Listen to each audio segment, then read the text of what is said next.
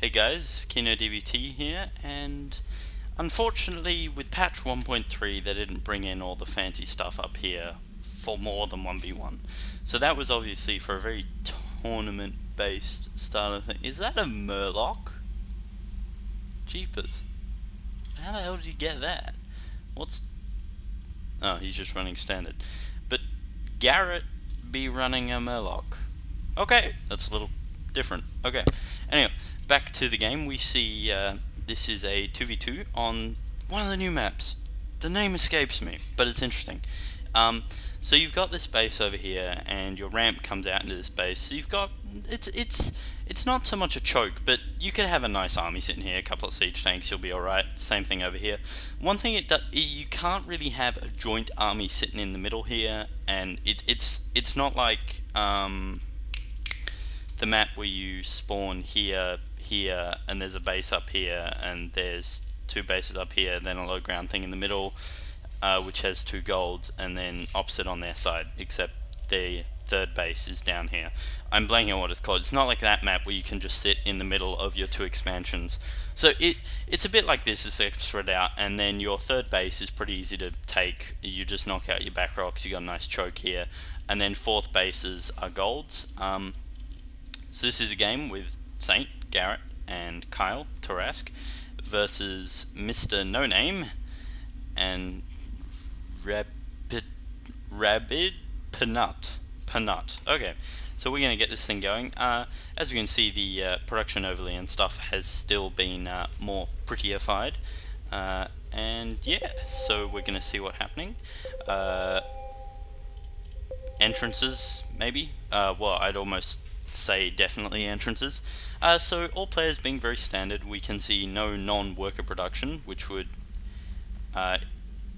indicate 6 pooling or something funky, which could have made for some fun stuff, but apparently not. It's interesting. It's going to be a PvT versus PvT, so if they're going to be healing each other, both sides can do it. Again, nothing particularly interesting happening at the moment. They're all pretty much laying down their next supply thing now, except for Rabbit Panut, except his is coming out. Yep, there we go, and Mr. No Name, who is already done it. Okay, so Tarask a bit behind, but he was doing the extractor trick, so different styles of play. What are your thoughts on the extractor trick? I'm a fan. I used to do the double extractor trick a lot, but now I'm more of a fan of the one extractor trick. I do like playing Zerg, but I'm just not very good at it. Getting good scouting information. A scout this early, in my opinion, is for one thing. It's just to check for things like 6 pools and other types of cheese. Like, if you weren't seeing a supply depot or a barracks, you would be looking around and checking for stuff. Now, good. The vision thing is still in play. I like that. Okay. Our allies are being But, attacked. yeah, nothing particularly interesting happening. A pool going down for Kyle. No pool for the other Zerg yet. He is... No, wait, there goes the pool. There's the pool for the other Zerg. Rabid Panut, we'll just call him Rabid. Is that even right? Yeah, Rabid. Or let's just call him Nut, because he's nutty. Getting a nice wall off. Again, if you've seen my channel or anything recently, I'm not a fan of a wall-in Terran against anything but Zerg. There is a Zerg opponent here, but it's a bit awkward because I know so many ways now. I've watched the DSL and listened to the Starcast show of how to beat this, how to get past it and make it to my advantage. We do see a expansion going down for Mr. No Name and an expansion going down for Tarask. Mr. No Name is at 34 seconds and the hatchery is at 25, so it's about the same. A stolen gas refinery, and that's about it. Saint is blocking with his ramp as well, so fairly standard. What's he... Oh, right, he's attacking that. So both sides pretty much doing identical builds, which kind of makes it interesting. We'll start to see small deviations soon. We do see Kyle getting a spine crawler. That's a deviation. But apart from that, they're pretty much identical. Speedling, also. Speedling, while his opponent has not even started mining gas yet. So it's interesting. Rabid Panut, or Nut, is going for Reapers, so that's also a deviation. We do see one queen has been built, so we're going to see a lava pot there. Maybe some roach play, or maybe 7 spawn of Ling with this spray. You do have enough resources for that at the moment. Are we going to be pulling guys Yep, guys for gas. 2 guys mining for Saint, and his income should be fairly... Yep, he's good income. Mules for the win. Mules very broken for the win. So at the moment, army-wise, really not seeing that much. I'm seeing 5 Marines for one team, and a Marine and a Reaper for the other. I don't actually think either of the Zergs have built an army yet. No, I don't think they have. They've gone 1 Spinecrawler, and Tarask has gone double Queen, so he's pretty safe versus an air rush. His opponent is building 2 Spinecrawlers. No Spinecrawler at his main. Are all players watching their back doors? Yep, that's always good. Good idea to watch your back doors. So, it's interesting. No one's really building up for an early game push, which does indicate it's going to be a longer game. Now, I can't actually remember how long the game's going to be, and... oh, if you paused, you might have seen it, but otherwise, maybe not. Saint going for siege tanks, most likely. Siege tanks, I hate the things, but they do kind of kick ass. So, both Zergs rocking 2 base. Do they know that they are rocking 2 base? No, neither Zerg actually knows about the other. We do see this Reaper is going to be sent away by 2 very well placed queens, in my opinion. He's got just enough queens to cover all of his bases, and these Marines are just going to make sure that Reaper is null, void, pointless. Both players researching Stim, Kyle a little behind his opponent, but that's fine. Garret. Garret is now building up the more impressive force of the 2. We're just looking at a bunch of Marines for the other player. We do have a reactor and a tech lab, and looks like we're going to put down a factory and a 3rd racks. 3 racks plus factory. Don't actually think that's particularly sustainable. Garret is putting down a tech lab, as well as getting, siege tech, as well as siege tanks. So we are going to see that kind of play, and I really do like siege tanks, and in my opinion they kick the crap out of Colossi. 5 overlords, little bit excessive, don't you think? That's kind of 300 minerals that are a bit wasted, in my opinion. But each their own. It means he won't have to worry about supply for the next couple of minutes, but maybe a little bit of a waste. Zerg, well, Purple Zerg, Mr. No Name, is running on a little high money. He's even got a expansion in base. He is popping out 10 roaches though, so he's going to have 13 roaches out. So he's going to have a bigger army than Tarask or Kyle. No, Kyle. Sorry, Garret. Jesus, one day I'll get this right. Garret's army is about the same size as Zerg's army, and the other Terran army is about the same size as Garret's. Kyle's army is pretty much non-existent. I think he's going for the, when I see what's coming, I'll make shit. Let's see, how many lava does he have built up? He has... between his 2 bases, he has approximately 8 lava, and he's keeping his money fairly low, which is a good endeavour for a Zerg. He doesn't have quite as many drones as I would like for 2 bases. We can see that Mr. No Name has just as many SCVs as him, basically. There's 3 difference. And the purple Zerg has the best income of all. But, again, he's kind of running off 2 1.5 bases. No, sorry, he's kind of running off 2 2/3 bases. We do see him pumping mass lings here, and he has got his Baneling nest up. Are we going to see Baneling speed? We haven't seen any creep spread from Speak of the Devil, and the Devil Shall Come. We do see an expansion going down for Garret. His expansion did just get scanned, as well as his 4 racks, I believe. Yep, 4 racks. Only one of which is with a tech lab, so obviously favouring the more marine heavy build. I guess he's relying on Kyle to be the more tanky side of things with the cannon fodder Zerglings. Neither player is going for a push, which I rather like. They're both both sets of players are playing for the long game. We do obviously know that these two people are, sorry about that, these two people are teamed up, but I'd be interested to know if the other sets of people are teamed up. Now, we do see some creep spread starting to happen now, which is good. You get faster mobility and all that jazz. Creep's always interesting. Dual Zerg can creep like a bitch, but when you're playing with someone else, you've got to be careful about creeping up the map too much, because then they can't expand and that just gets ugly. Wow, the big ass Murloc, that's kind of funny. We do see a Stargate, a starport going to a reactor, so we're probably going to see some medevacs, some MMM, and another barracks going over to a factory, sorry, a reactor, no, wait, tech lab. So we now see 3 tech labs, 1 reactor, so now favouring a more marauder heavy mix, I'd suggest. He is pushing for a planetary fortress on this low ground expansion, which is going to be very, very safe from Ling run bys, which Mr. No Name isn't doing. I don't even think he has speedlink tech. No, he doesn't. So we do see a push coming out by the Cyan player, Mr.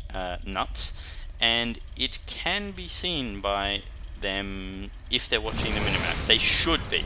If they're watching the minimap, they know it's coming, but you never know.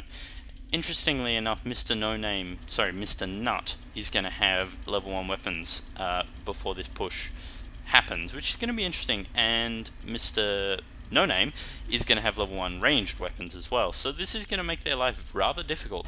However, siege tanks do change the playing field somewhat, in my opinion.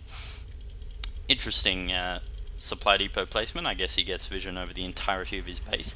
Now this is a lot of roaches. Now they are about to have roach speed. I'm pretty sure that's what that one is.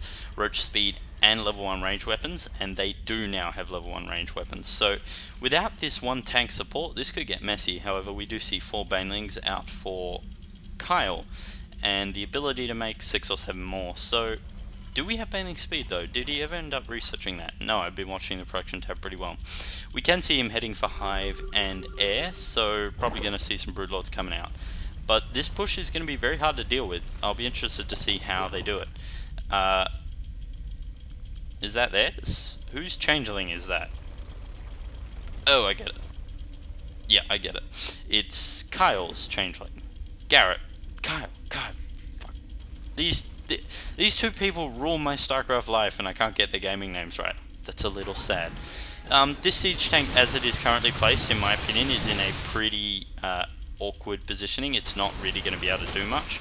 However, Kyle is moving over to Garret, which is going to allow these two armies to clash and kind of deal devastating damage. Are there any medevacs out? There is another tank and 2 medevacs.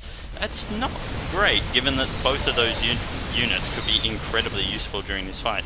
This tank is going to be planted up, which is going to change not much. They were going to lose anyway, but they're just going to lose less. In 3. So yeah, that was a very well defended push by Garret and Kyle. They defended, they weren't the other part. The thing I really liked about that push was when Tarask was backing off, he didn't head into his base over here, he headed into this base over here. What I really like about this is that this allowed his ally to come around and get a kind of flank on, so his army was in here, and so Garrett's army was over here, and it allowed him to flank his opponent and get a rather good surround and push for the win. And as we can see, Saint's army size wasn't actually diminished that much. So is he aware of these medevacs? He hasn't spotted them yet, which is a bit unfortunate because his army is looking a bit in the yellow. Stimpaks do that to you. There they go, and as well as the siege tank. Garret, quick question if you ever watch this. How did you get the Murloc symbol? Was it Starcraft Limited Edition? Was it WoW Limited Edition? Was it something else? Was it your BlizzCon ticket? Tell us. I'm interested to know. You see quite a good push happening by Saint and Garret and Kyle on their opponent, and to be honest, these 2 siege tanks could be damn useful if they were actually used. They could actually turn the tide in this army, because then you could have 4 planted siege tanks, which against a kind of ground heavy thing, you shell away once and half your army disappears. If these tanks don't get... Oh my... He doesn't actually have siege yet. So these tanks are going to be pretty much all but useless. Yes, they'll deal more damage to the roaches, but still, pretty damn useless. The Zerg is... Wow, that's a lot of roaches. Wow. We do see some roaches coming over. Saint needs to siege that. No! Damn. They are getting a little bit cornered here. He needs to get out, although I don't think he can. Maybe hopping some Marines into these two medevacs and getting the hell out of there. Otherwise, he's going to be in quite a bad position, army-wise. So, ooh, ooh, ooh. Ouch. 21 banelings. That's going to make things annoying. Have we seen the Corruptors? Okay, so the Greater Spire is on its way up, as are the Corruptors. We do see a Mr. No Name taking a very cheeky expansion, going for that gold. Kyle! I will get the names right eventually. Kyle has taken his third. Did he? No, he didn't actually bust out his set of rocks to do it. I find that very interesting. So we do see a little bit of an army made it out. Not much. It will be healed up fairly quickly by Mr. Garret. Now, one of the things I do really like about Kyle's playstyle is he's got level 2 armor over the Acid Saliva, and Garret has got Stim and level 1 weapons.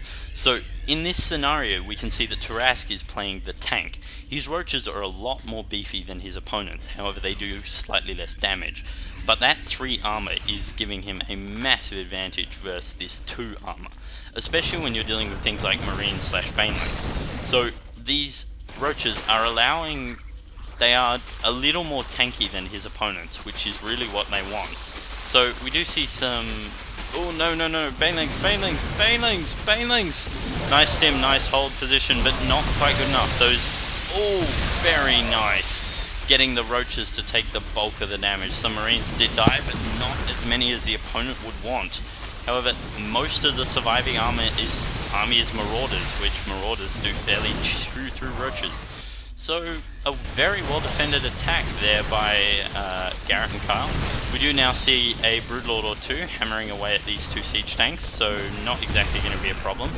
These 2 siege tanks are in good positions. They were able to shell away at the army, but the Broodlords did make it interesting. Now, heading for Broodlords, I really like this tech. Broodlords are evil. I hate them. See, I play Protoss 1v1, and one of the things I still haven't quite figured out to beat, like, I know the counter to it, but it's hard. All they Zerg has to do is mass Corruptor. Like, mass Corruptor, turn 2/3 of them into Broodlords, and there's nothing I can do about it. Sure, Mass Stalker will do it, but they'll take massive, insanely massive damage. And as soon as I start hammering away at their pop, all they need to do is pump out a bunch of lings, and I'm down. I'm dead. Or they could... But the counter is Mass Void Ray. But you need to Mass Void Ray against Zerg. That means like 5 Stargates. You need to be on like 4 base. Because Econ Zerg is just not cool. They're just like, hey, have this 200 army. Just throw it at the screen. Hey, have another 200 army. Did they just... They do now know about that. So, yeah, they're going to go do something about that. We do see some Vikings coming out for the opponent. Saint not currently building anything. What's up? Is he at full pop? No, he's not. Ah, he's moving. Yes, he's moving a couple of Broodlords. Morphing. We do see a little pressure being put on this base, which is rather ironic actually, because he just Maynard the workers there. So, and by the time these roaches get there, there ain't nothing they're going to be able to do about it. Not with this Marauder assistance. Again, with those 3 barracks with Tech Labs now favouring the more Marauder heavy build, which is what you need versus mass roach wall. We do see them trying to take out all the workers, and they're not exactly going to go away. Pew, pew, pew. This is interesting. It's fairly well played. These Banelings are going to have a hard time of it, given that the units they're trying to counter are Marauders and Roaches, which, in my mind, is the units which Banelings are weak against. Just my thoughts, because they get really heavy bonus damage versus light, but versus armor they're pretty pathetic. I mean, okay, I'm not sure. What does the game think the counter to Terran Marauders is as Zerg? Terran units, Marauder. weak against Lings. Yeah, I guess that makes sense. Little bit. Fair enough. So, he should really be massing Lings to get the...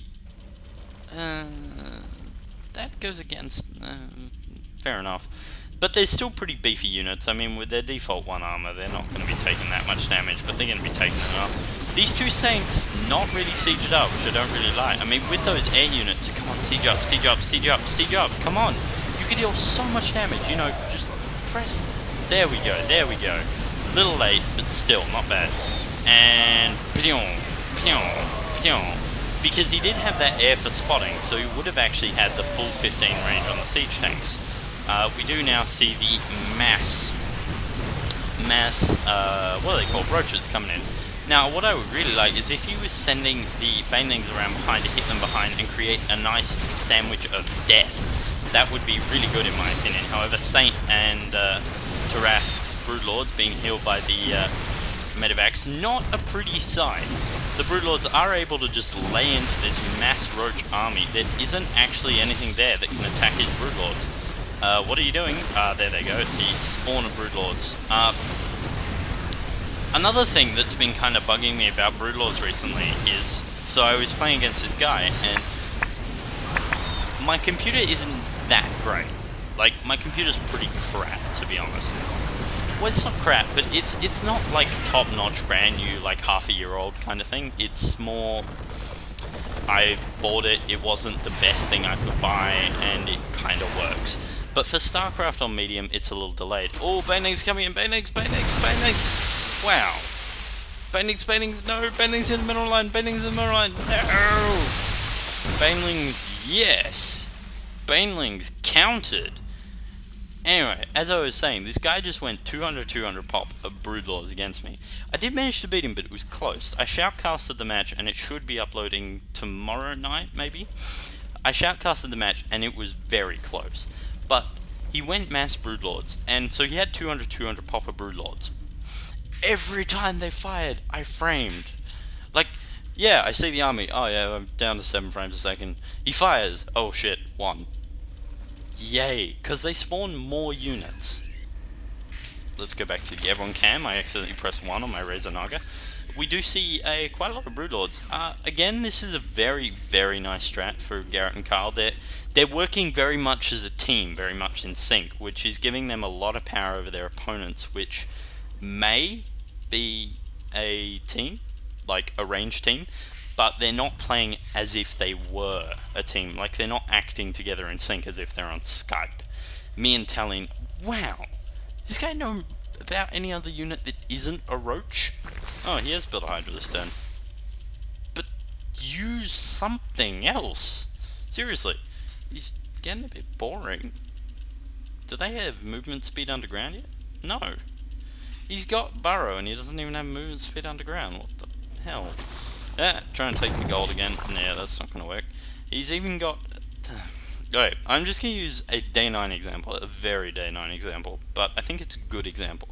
Look at their vision. They control this tower. They can see all the expansions that they might want to take, which is really, really good. They should be trying to grab this tower, but neither player controls it. Now, if we look at this person's vision... Whoa, whoa, whoa, whoa. What'd I do? I pressed B, I think that means back. Excuse me. If we look at this player's vision, all they can really see outside his base is this, which I don't really like. Anyway, so we're going to unpause it and keep going. So yeah, I do think that meant going back a bit.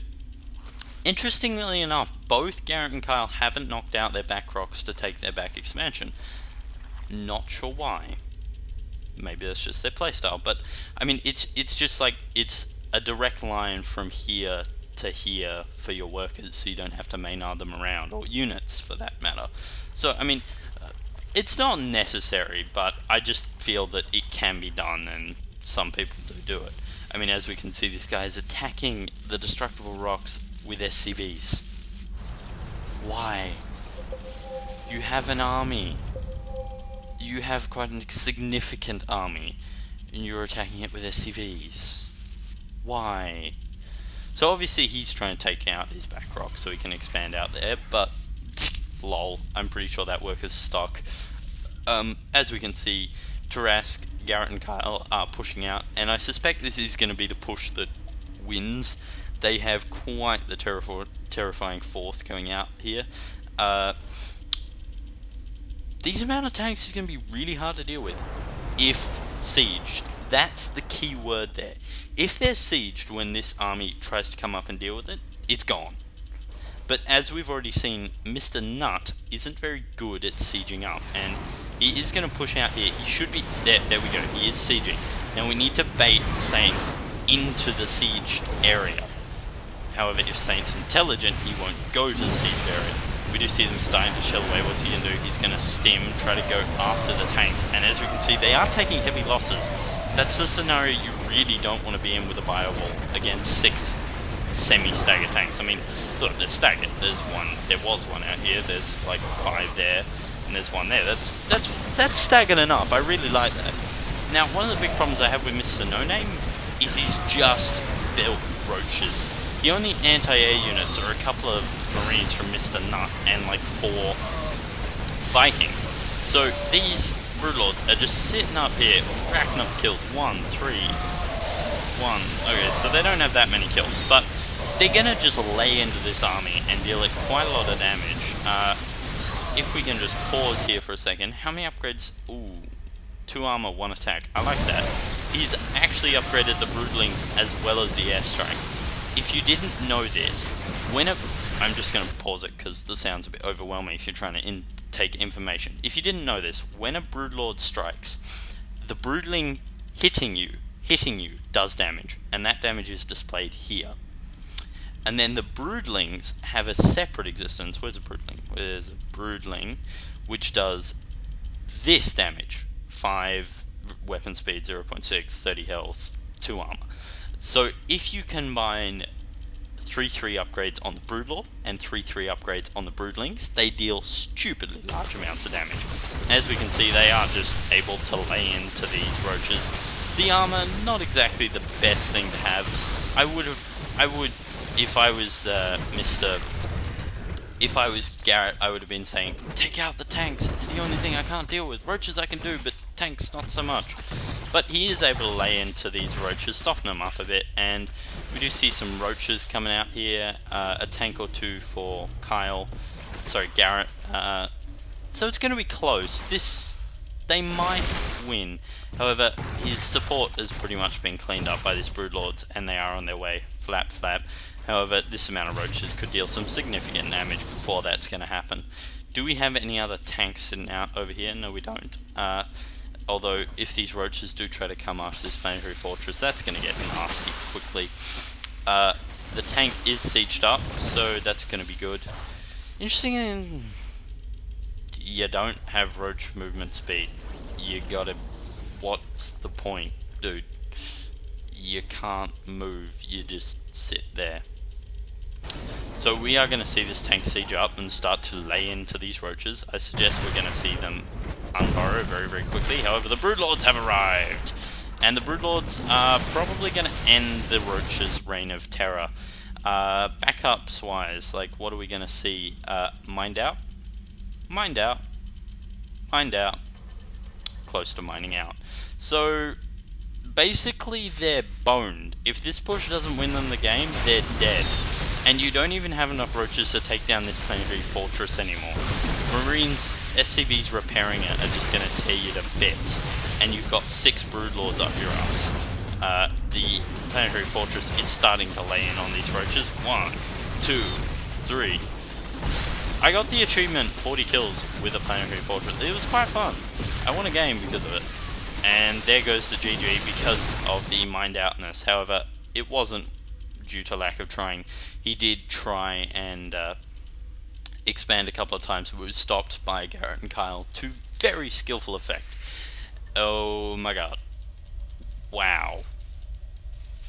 Okay, for one, you're still attacking the frickin' rocks.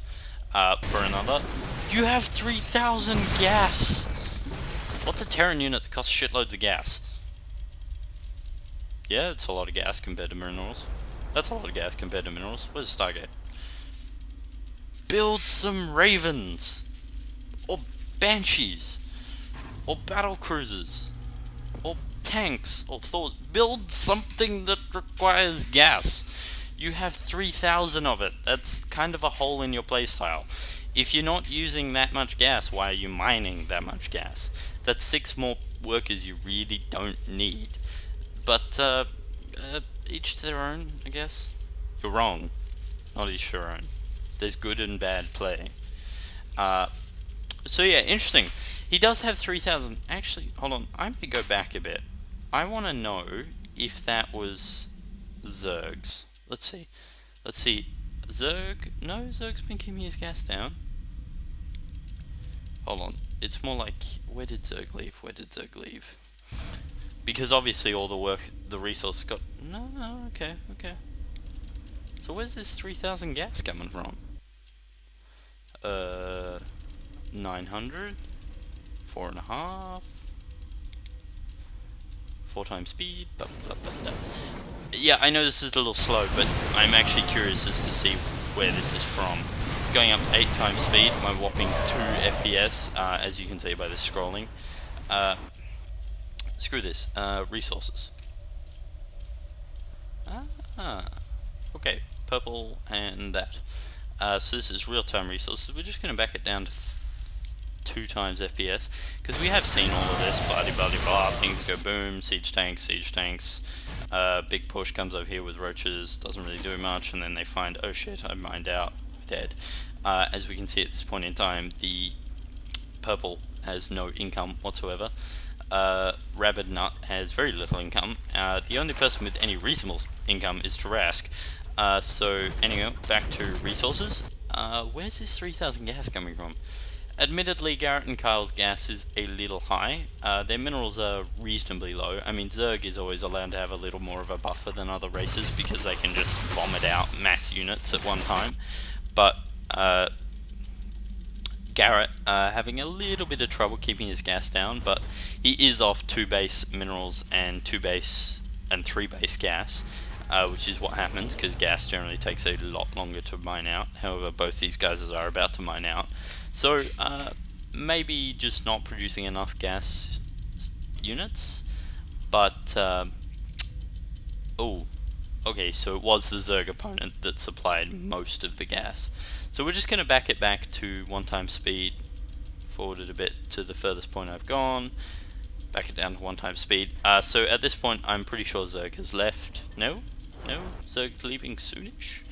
Okay, so here's the push coming, try and deal as much damage as possible, blah-de-blah-de-blah, not being able to kill the Managed Fortress, recapping, blah-de-blah-de-blah, good tactics.